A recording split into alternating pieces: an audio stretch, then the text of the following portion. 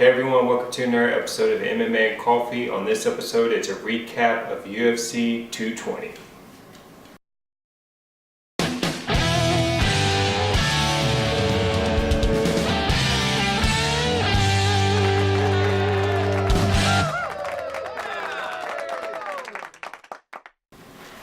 Alright, so we're going to talk about first fight, Cormier versus Volkan.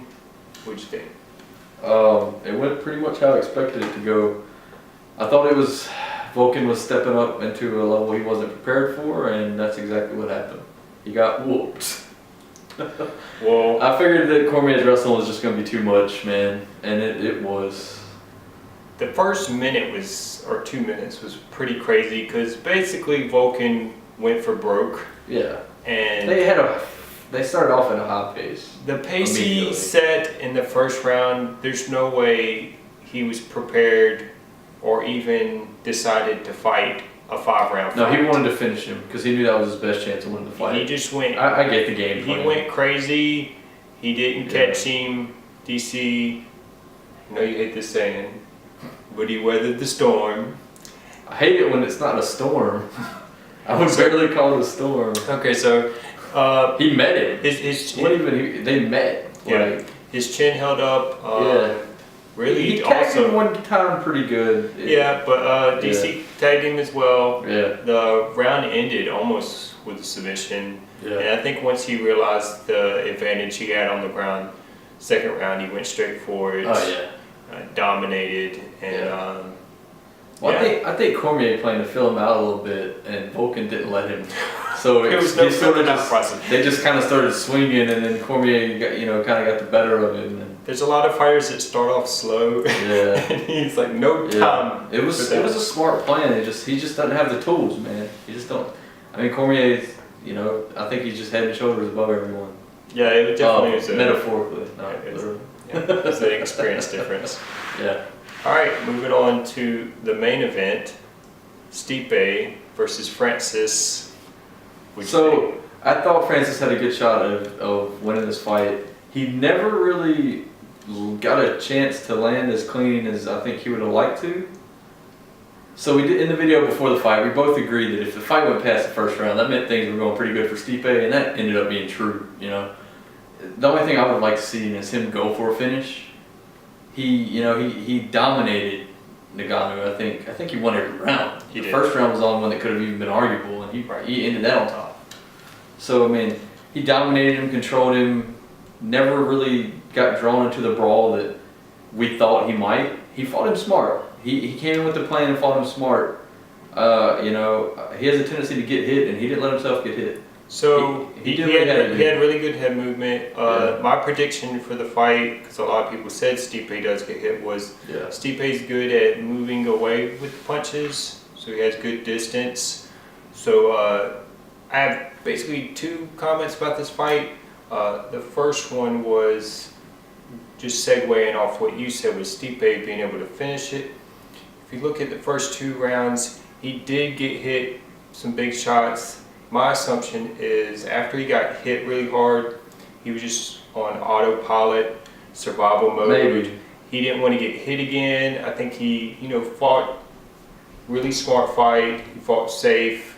Stipe had an advantage on the ground where I thought he could have taken Francis back. I think he could have submitted him. I think he didn't want to give up the position for Francis to get back up, so he just held it.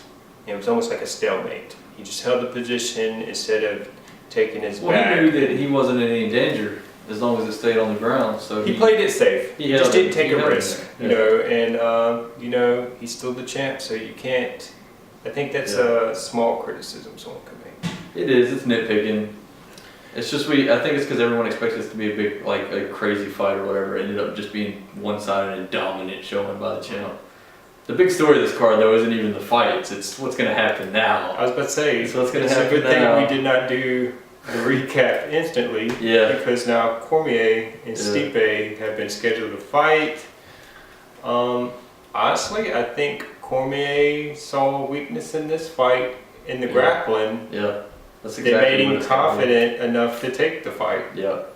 Because after seeing the way Stipe fought Francis, now granted, Francis is so big, and Stipe did take some big shots. You know, I don't think we really got to see the best of Stipe on the ground because of the situation. Like, imagine trying to take Francis down and how tired you would be.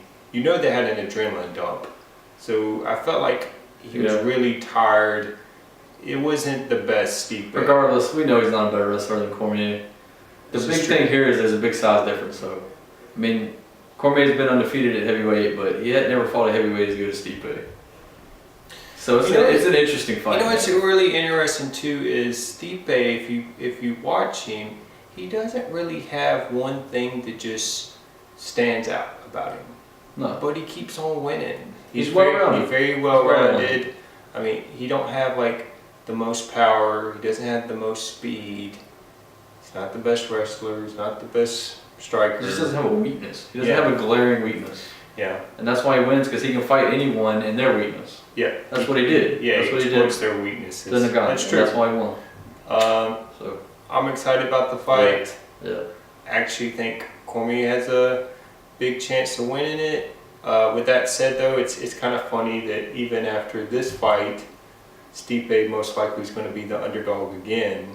He's actually open as the favorite. Is he? Yeah, open as the favorite. I think people finally kind of give him some respect now. He broke the record, so how can you not? It's true. You know. I will say this, and it's again nitpicking, but on Stipe's record, there's a lot of things that happened that I get this out of his control. Yeah. But he's been a little, I hate to say lucky, but he's been definitely fortunate to be fighting people when he's fighting them.